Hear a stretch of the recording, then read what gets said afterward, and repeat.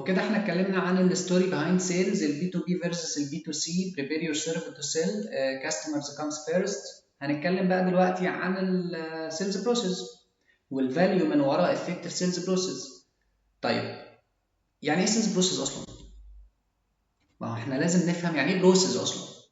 البروسيس هي عباره عن مجموعه اكشنز بتاخدها عشان في الاخر توصل لنتيجه معينه او نهايه معينه. النهايه دي الاوبجيكتيف منها اكيد كسيلز بروسيس ان انت تكلوز الديل بالشكل اللي يكسبك كشركه، يكسب العميل، ويكسبك كبياع. فهو ده اللي مقصود بالبروسيس. طيب كده احنا فهمنا يعني ايه بروسيس، نوضحها اكتر. وانت بتعمل بروسيس لازم تعرف ان في 3 انواع من البروسيس او في 3 ستيبس للبروسيس. ايه هي؟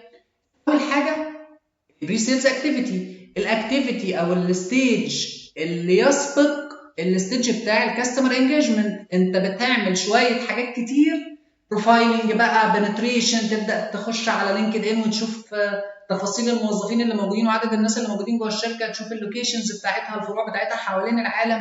كل الكلام ده يسمى بري سيلز اكتيفيتي. بعد كده الستيج اللي بعديه الكاستمر انجيجمنت. بعد ما عملت الاكسرسايز بتاع البري سيلز حلو جدا وذاكرت العميل كويس، هبدا اعمل ابروتش وانجيج الكاستمر وابدا اخش بالمكالمه بتاعتي مع العميل. بعد ما هخلص الكاستمر انجيجمنت هتبقى في حاجه اسمها بوست سيلز اكتيفيتي.